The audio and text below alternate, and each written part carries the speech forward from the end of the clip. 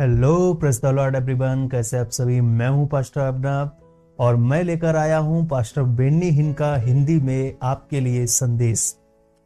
तो आज के संदेश का टाइटल है how to use your authority in Jesus. यीशु में अपने अधिकारों को कैसे इस्तेमाल करें। इस संदेश को सुनें और इसकी सत्यता को जांचने के लिए डिस्क्रिप्शन में आपको एक लिंक मिलेगा और जो ओरिजिनल वीडियो तक आपको ले जाएगा और आप वहां से मिला लीजिएगा कि मेरा यह संदेश 100% ट्रू है और कोई इसमें बदलाव नहीं किया गया है। चलिए संदेश को सुनते हैं। यीशु में हमारे अधिकार कैसे लें। कल मैं इस बारे में बात कर रहा था कि यह समय है हमें हमारे अधिकारों को लेने का। अब हम अधिकार को कैसे लें। मुझे पता है पिछली वीडियो की शिक्षा को आपने लुत्फ उठाया और मैं विनती करता हूं कि आज इसे अपने मित्रों के साथ भी शेयर करें। मेरे अद्भुत परिवार और साथी होने के लिए आपका धन्यवाद। आइए प्रार्थना करें। आइए प्रभु से वास्तव में हमसे बात करने को मांगे और आज हमारे नजरिए को ठीक करें। प्रभु तेरा धन्यवाद। ओ धन्य यीशु, तेरे कीमती वचन के लिए तेरा धन्यवाद। प्रभु तुझे सारी महिमा, सारा सम्मान और सारी प्रशंसा मिले। अद्भुत बचाने वाला, अद्भुत बचाने हारा यीशु, आमीन। प्रभु हमारी आंखों को खोल जिससे हम आज अद्भुत चीजें देख सकें। आइए 2 कुरिन्थियों अध्याय 2 में चलें। 2 कुरिन्थियों में आपको पता है मैं विजय, अधिकार, हमारे अधिकार को लेने के बारे में बात कर रहा हूं यीशु नाम में। अब परमेश्वर का धन्यवाद हो जो हमेशा हमें मसीह में विजय के उत्सव में लिए फिरता है। अपने ज्ञान की सुगंध हमारे द्वारा हर जगह फैलाता है। इसलिए अब परमेश्वर ही है जो हमें विजय उत्सव का कारण बनाता है। मैंने कल आपको बताया जय विजय नहीं, जय एक विजय का उत्सव है। हम कलवारी की विजय का उत्सव मनाते हैं और वहीं से हम अपने अधिकार लेते हैं। अधिकार लेना हमारा है। ये हमारे लिए परमेश्वर का उपहार है। लूका में प्रभु ने कहा मैं तुम्हें सामर्थ्य दूंगा शत्रु के हर एक हिस्सों पर और कुछ भी तुम्हारी हानि न करेगा, कोई भी आपको रोक न सकेगा। मत्ती में कहा मैं अपनी कलीसिया बनाऊंगा और अधोलोक के फाटक टिक नहीं सकेंगे। एक डिफेंस पोजीशन में एक कलीसिया के बारे में बात नहीं कर रहा है। जब आप उसे पढ़ोगे अधोलोक के फाटक टिक नहीं सकेंगे, इसका मतलब है कि चर्च सभी विरोधों को मिटाते हुए शक्ति के साथ आगे बढ़ रहा है। कलीसिया विजयी है और विजयी का मतलब कलवारी की विजय का उत्सव मनाना। इसलिए हमें बस इतना करना है कि इसे लागू करना है। यीशु ने जीत हासिल की है, हमें जीत लागू करना है और सच कहूं तो उसकी ओर से हम इसका प्रबंध करते हैं। क्योंकि मत्ती में प्रभु ने कहा, मत्ती 28:18 में उसने हमसे कुछ प्रभावशाली बात कही और मुझे लगता है लोग कभी कभी इसे छोड़ देते हैं। और यीशु ने उनके पास आकर कहा स्वर्ग और पृथ्वी का सारा अधिकार मुझे दिया गया है। अगला शब्द जाओ, जाओ। सारा अधिकार मेरा है लेकिन तुम जाओ, तुम इसका व्यवस्थापन करो, तुम इसे लागू करो। कैसे? सब राष्ट्रों को शिक्षा देकर, सुसमाचार का प्रचार करके, उन्हें पिता और पुत्र और पवित्र आत्मा के नाम में बपतिस्मा देकर, उन्हें सब कुछ देखना सिखाकर। अब मुझे आपसे एक प्रश्न पूछना है, क्या जल में कोई शक्ति है? क्या कोई जल में शक्ति है जो बपतिस्मा के टैंक को भर देती है? नहीं, शक्ति यीशु नाम में है। जब वे कहते हैं नाम में, पिता के नाम में, पुत्र के नाम में, पवित्र आत्मा के नाम में मैं तुम्हें बपतिस्मा देता हूं, और वे पानी से बाहर आते हैं, एक सामर्थी शक्ति के साथ रूपांतरित हो जाते हैं। यह पानी में नहीं होता, यह शक्ति पवित्र आत्मा की शक्ति में होता है। लेकिन यह पानी में बपतिस्मा का कार्य है। जैसा हमें बताया गया उन्हें पानी में बपतिस्मा देना है, लेकिन यह नाम में है, पिता के नाम में, पुत्र के नाम में, पवित्र आत्मा के नाम में। इसलिए सारी सामर्थ्य प्रभु को दी गई है, लेकिन हम वो हैं जो उसकी सामर्थ्य का व्यवस्थापन करते हैं। हम वो हैं जो कलवारी की विजय को उस समय लागू करते हैं जब हम कहते हैं यीशु के नाम में, और हम हर समय होते हुए भी देखते हैं। जब हम सुसमाचार का प्रचार करते हैं तो हम उसकी शक्ति का व्यवस्थापन करते हैं और आत्माएं बचाई जाती हैं और लोग शत्रु की अदृश्य शक्ति से छुटकारा पाते हैं। मैंने अपनी प्रार्थना सभाओं में हजारों हजार लोगों को दोबारा जन्म पाते हुए देखा है। क्या प्रार्थना ने उन्हें बचाया? नहीं, यीशु की शक्ति ने उन्हें बचाया। अच्छा, वे बचाए गए जब मैंने कहा मेरे पीछे दोहराओ? नहीं, वे तब बचाए गए जब स्वयं यीशु ने उन्हें छुआ। लेकिन उन्हें कार्य करना पड़ा, उन्हें प्रार्थना करनी पड़ी। लेकिन प्रार्थना ने उन्हें नहीं बचाया, यीशु ने बचाया। पानी लोगों के जीवन को नहीं बदलता, पवित्र आत्मा बदलता है। लेकिन हम प्रबंधक, हम अपने पाप स्वीकार के साथ, प्रचार के साथ, हमारे कार्य के साथ, हमारे हाथ रखने के साथ इसे लागू करते हैं। हम कलवारी की विजय को लागू करते हैं और हम विजयी होते हैं। हम उस विजय का उत्सव मनाते हैं जब भी हम किसी पर हाथों को रखते हैं, जब भी हम किसी के लिए प्रार्थना करते हैं। मैं बता रहा हूं, आप में से बहुत से आज संघर्ष में हैं और आपने प्रार्थना की और आप सोचो कि क्यों यह काम नहीं की। मैंने 3 साल अपने माता पिता के उद्धार के लिए प्रार्थना की पर कुछ नहीं हुआ। और एक दिन मैंने प्रभु को सुना कि अपना अधिकार ले। उन्होंने कहा हमें अपना अधिकार लेना है। और मैंने नीचे चटाई पर देखा, मैंने अपनी उंगलियों से पॉइंट किया। मैं चिल्लाया नहीं था, मैं कूदा नहीं था। आपको पता है, मैं ऊपर नीचे नहीं उछला था, बल्कि मैं चुपचाप बोला अपने हाथ खींच। अगले दिन वे बचाए गए। और मैंने कल कहानी बताई थी कि मेरे पिता के पास हबली बबली थी, चिमनी के पास रखी रहती थी। हबली बबली हमारे कल्चर में एक बोतल को कहते हैं। वे उसमें पानी बीच में रखते थे और ऊपर तंबाकू रखते थे और वे इसका धूम्रपान करते थे और उसमें बबल बनते थे, आपको पता है। और उनके पास एक खाली किताब थी जिनमें एक छोटी सी लाल किताब थी। मुझे नहीं पता था कि ये शैतानी थी। और जब मैंने उसको तोड़ा और उस किताब को आग में जलाया, मैंने डरावनी आवाजें आती सुनी। जब मैंने कहा यीशु के नाम में, पहले तो यह पूरी जली नहीं, फिर मैंने जाना कि यह शैतानी है। मैंने कहा यीशु के नाम में, और इससे चिल्लाहट आ रही थी। अगले दिन मेरे माता पिता बचाए गए। मैंने उस शक्ति को बहता हुआ देखा।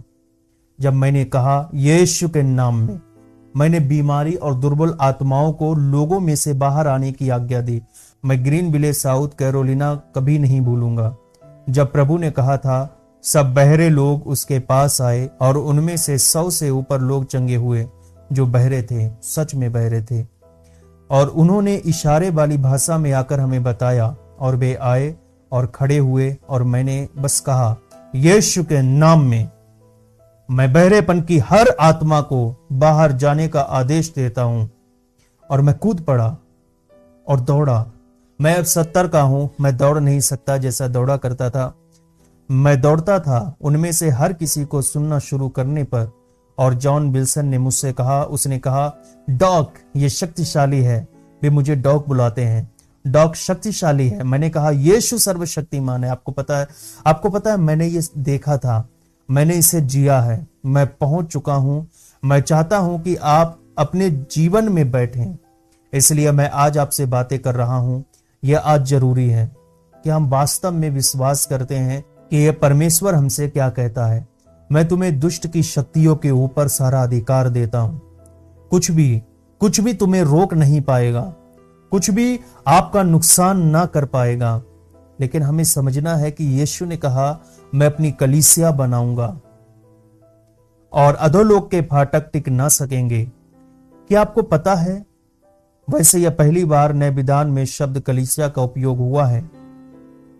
अगर आप अपनी बाइबल में मत्ती 16 देखोगे तो पहली बार प्रभु के द्वारा वचन 18 में कलीसिया शब्द का इस्तेमाल होते हुए देखोगे। उसने कहा तू पतरस है, मैं अपनी कलीसिया बनाऊंगा और अधोलोक के फाटक टिक नहीं सकेंगे। पहली बार कलीसिया का जिक्र हुआ। और जब प्रभु ने चर्च का जिक्र किया तो उसने शक्ति से संबंधित बात की है, नरक के द्वार कलीसिया के सामने टिक नहीं सकेंगे। कलीसिया की शक्ति। और याद रखो, मैंने आपको कल इफिसियों 1 के बारे में बताया था, जहां यीशु ने सब प्रकार की प्रधानताओं और अधिकार और सामर्थ्य का हेड है के बारे में बात की है, और वह कलीसिया का हेड है, उसकी देह में परिपूर्णता। मतलब हम कलीसिया के पास अधिकार है जिसे उसने हमें दी है, वही देह का सिर है। यीशु ने कहा, मेरे नाम में दुष्ट आत्माओं को निकालो। अब शैतान आपके या मेरे नाम को नहीं पहचानता, वह उस पद को पहचानता है जो प्रभु ने हमें दिया है। उसने हमें अपना नाम दिया है। इसलिए जब आप कहते हो यीशु नाम में, तो आप वास्तव में कह रहे होते हो, मैं यीशु के कार्यालय पर खड़ा हूं। इसलिए आक्रामक होना हमारा दायित्व है, क्योंकि यह एक रक्षात्मक युद्ध नहीं है। एक बार एक जनरल ने कहा था, किसी भी सेना ने कभी रक्षात्मक युद्ध नहीं जीता है। एक बहुत बड़े फ्रेंच जनरल ने कहा था, युद्ध में एक सेना केवल तब जीतती है जब सेना आगे बढ़ती है, जब आर्मी एडवांस होती है। सालों पहले मैं एक मीटिंग में था राज्य के मुख्य लोगों के साथ, मैं नाम नहीं बताना चाहता, और उन्होंने एक युद्ध किया था और मैंने कहा, आप कैसे हार गए? उन्होंने कहा, अमेरिकी प्रतिनिधियों ने हमें रुकने को बोला और हमारे कई जवान मारे गए थे। उसने कहा, एक सेना लक्ष्य पर हमेशा खड़ी रहती है, और यह कभी ना भूलें कि एक समय में एक बहुत शक्तिशाली व्यक्ति आया था जिससे मैं उनसे मिला था, और उनके देश में अभी अभी युद्ध हुआ था। और मैंने कहा, आप कैसे हारे? क्योंकि युद्ध हार चुके थे। उन्होंने कहा, हम पर अमेरिकी प्रशासन का दबाव था। ये सालों पहले था, रुकने के लिए। उन्होंने कहा, एक सेना, जब वह सेना खड़ी है तो अभी भी एक लक्ष्य है। मैंने सोचा, जब हम खड़े हैं अभी भी हम एक टारगेट हैं। इसलिए यीशु ने हमें आक्रामक होने से परे रहने के लिए बुलाया। अब इसे देखो, यह एक आत्मिक युद्ध है। मैं एक शारीरिक युद्ध के बारे में बात नहीं कर रहा हूं। आपको पता है, जब हम वहां गाते हैं, जब मैं सालों पहले गाया करता था, आपको पता है, आगे ईसाई सैनिक, आपको पता है, ये एक शारीरिक युद्ध के बारे में नहीं है, ये एक आत्मिक युद्ध के बारे में है। हम एक आत्मिक युद्ध में हैं, हम एक युद्ध में हैं। वचन कहता है, हमारे युद्ध के हथियार शारीरिक नहीं है। तो द्वार का अर्थ क्या है? आइए उत्पत्ति 22 में चलें, क्योंकि यह वास्तव में समझना जरूरी है। ठीक है, वचन 17, परमेश्वर प्रभु के बारे में, मसीह के बारे में कहते हैं। अब्राहम से वे कहते हैं, आशीषों में मैं तुझे आशीषें बढ़ाऊंगा, आशीषों में मैं तुझे आशीष में बढ़ाऊंगा। अब्राहम से वे कहते हैं, आशीषों में मैं तुम्हें आशीषों में बढ़ाऊंगा। मैं तेरे वंश को आकाश के तारों समान, समुद्र तट के किनारे की बालू के समान बढ़ाऊंगा। तेरा वंश अपने शत्रुओं के द्वार का अधिकारी होगा। और मैंने बाइबल में देखा कि बाइबल में द्वार के बारे में क्या कहा गया है। मैं आश्चर्यचकित था। नीति वचन 31 की ओर देखो और वचन 23। तो जब हम द्वार के बारे में बात करते हैं तो यहां इसका मतलब दिया है। वचन कहता है, जब उसका पति फाटकों में देश के पुरनियों के संग बैठता है। वाह! शासन, पहचान। फाटक शासन के स्थान के बारे में बताता है कि हम शत्रु द्वारा पहचाने जाते हैं या पति फाटकों पर पहचाना जाता है। जब हम हमारे अधिकारों में चलते हैं तो जब दुष्ट आत्मा कहती है, आहा, मैं उसको जानती हूं। याद रखो, वो लड़के जिन्होंने दुष्ट आत्मा का सामना किया भागे प्रेरितों की पुस्तक में, और दुष्ट आत्मा ने कहा, यीशु को मैं जानती हूं, पौलुस को मैं जानती हूं, पर तू कौन है? वे दुष्ट आत्मा द्वारा पहचाने नहीं गए। क्यों? उनके पास अधिकार नहीं था।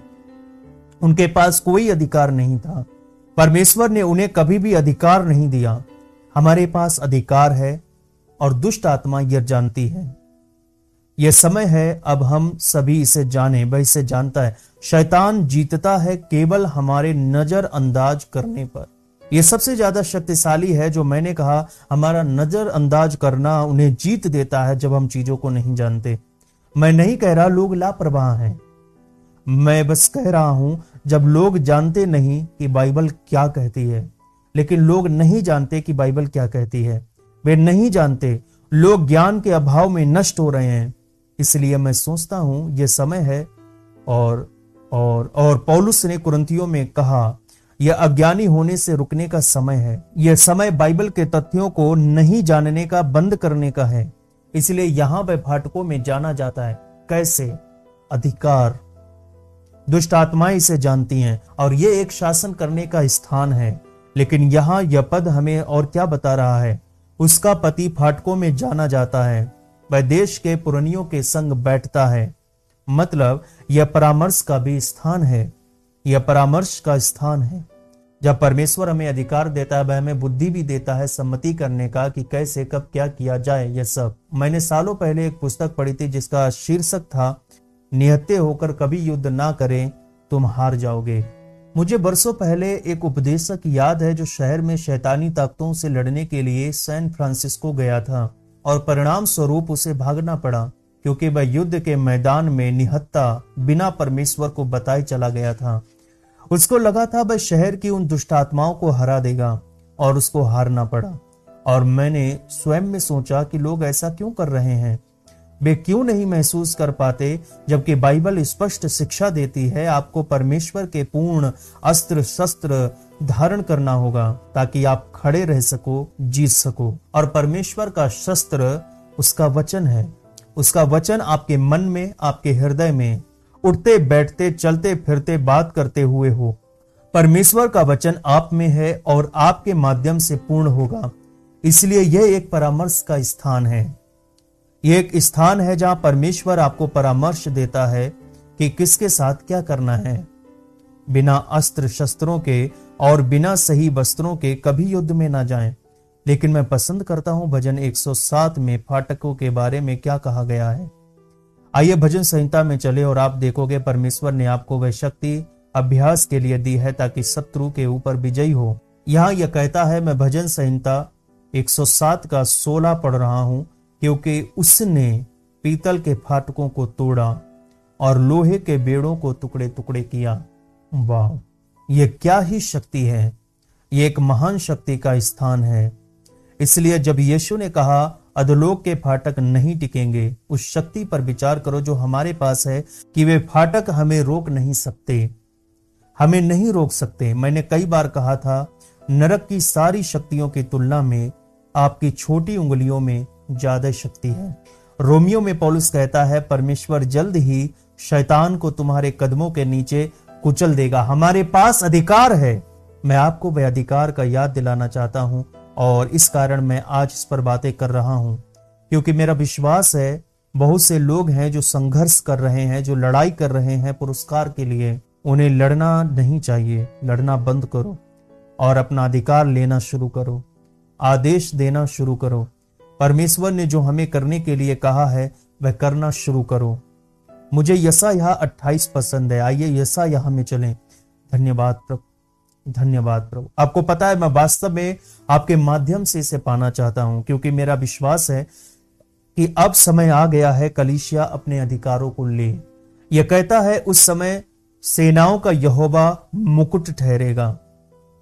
यशायाह 28 वचन 5 से 8 तक में लिखा है कि और जो न्याय करने को बैठते हैं उनके लिए न्याय करने वाली आत्मा, और जो चढ़ाई करते हुए शत्रुओं को नगर के फाटक से हटा देते हैं उनके लिए वह बल ठहरेगा।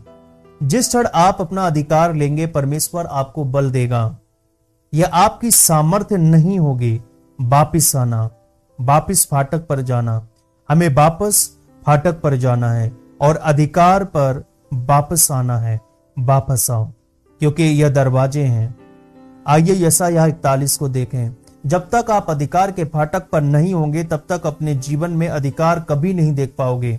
और उन्होंने अधिकारों को पाया था। यह एक पोजीशन है, यह आपका स्थान है, यह आपका स्थान है जो यीशु से जुड़ा है। उसने हमारे लिए दिया है। उसने कहा सब कुछ मेरे अधिकार में है, अब इसमें खड़े रहो। यशायाह 41। Thank you Jesus. प्रभु मैं आपकी प्रशंसा करता हूं। वचन 10, मत डर क्योंकि मैं तेरे संग हूं, निराश मत हो क्योंकि मैं तेरा परमेश्वर हूं। मैं तुझे दृढ़ करूंगा और तेरी सहायता करूंगा, अपने धर्म में दाहिने हाथ से मैं तुझे संभाले रहूंगा। देख, जो तुझ से क्रोधित हैं वे सब लज्जित होंगे, जो तुझ से झगड़ते हैं उनके मुंह काले होंगे और वे नष्ट होकर मिट जाएंगे। जो तुझ से लड़ते हैं उन्हें ढूंढने पर भी तू ना पाएगा, जो तुझ से युद्ध करते हैं वे नष्ट होकर मिट जाएंगे। इसलिए यह प्रभु है जो हमें सामर्थ्य देता है। लेकिन अगर आप यशायाह 28 में क्या है याद रखेंगे तो वह आपको फाटकों के पास सामर्थ्य देगा। और जब वह आपको सामर्थ्य देता है वह कहता भी है, मैं तेरी सहायता करूंगा, मैं तुझे संभाले रहूंगा और सब जो तेरे विरुद्ध थे मिट जाएंगे और नष्ट हो जाएंगे उसकी सामर्थ्य के कारण। यशायाह 10। और मैं एक सेकंड में प्रार्थना करना शुरू करूंगा। परमेश्वर आपको वह अधिकार देता है जो आपसे संबंधित है, जो पहले से ही आपके पास है। वह आपका अभिषेक करेगा ताकि परमेश्वर पूरी तरह से आपका अभिषेक करे। ठीक है, देखो भाई यहां क्या कह रहा है। यशायाह 10:4, वे बंदियों के पैरों के पास गिर पड़ेंगे और मरे हुओं के नीचे दबे पड़े रहेंगे। बिना मेरे तुम कहीं भी जीत नहीं सकोगे। बिना मेरे वे बंदियों के पैरों के पास या उनके मध्य में पड़े रहेंगे। आज ऐसे लोग हैं जो सही तरह से प्रभु की सामर्थ्य नहीं ले रहे हैं। दूसरा कुरिन्थियों 3:3-5 में कहता है, परमेश्वर में हमारी परिपूर्णता है। इसलिए हमें प्रतिज्ञाओं को जानना है और यीशु ने हमें बहुत बहुत स्पष्ट बताया है कि हम उसके नाम में अधिकार लें। ठीक है, अब जल्दी मेरा पूरा करने से पहले, क्योंकि यह 2 भागों वाली शिक्षा है, जो हथियार हमारे पास हैं। नंबर 1, यीशु का नाम। मरकुस 18, मरकुस 16:17, वे मेरे नाम में दुष्ट आत्माओं को निकालेंगे। नंबर 2, यीशु का रक्त। प्रकाशित वाक्य अध्याय 12:11 में, वे मेमने के लहू के कारण और अपनी गवाही के वचन के कारण उस पर जयवंत हुए। और नंबर 3, परमेश्वर का वचन। यीशु का नाम हम प्रयोग करते हैं और कहते हैं यीशु के नाम में, यीशु का लहू और परमेश्वर का वचन, क्योंकि यह भजन संहिता और इफिसियों में दिया गया है। लेकिन आइए जल्दी से भजन संहिता 149 को देखें और हम वचन 6 से लेकर वचन 9 तक पढ़ेंगे। उनके कंठ से परमेश्वर की प्रशंसा हो और उनके हाथों में 2 धारी तलवारें रहें। अब यहां अन्य जातियों से बदला लेने के लिए यही वचन है। इसका मतलब दुष्ट आत्माओं की शक्तियां और उनके राजाओं को सांकलों से और उनके प्रतिष्ठित पुरुषों को लोहे की बेड़ियों से जकड़ रखें। उनको ठहराया हुआ दंड दें। उसके सभी भक्तों की ऐसी ही प्रतिष्ठा होगी। हमें सभी के पास अधिकार लेने का सम्मान है।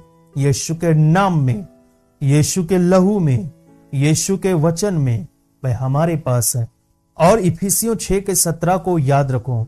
बंद करने से पहले मैं आपके लिए प्रार्थना करूंगा। मेरी प्रार्थना यह आपकी सहायता करे और मेरी यह प्रार्थना है कि प्रभु आपकी सहायता करे, क्योंकि मुझे लगता है कभी कभी लोग भूल जाते हैं, इसलिए हम आपको याद दिलाते हैं।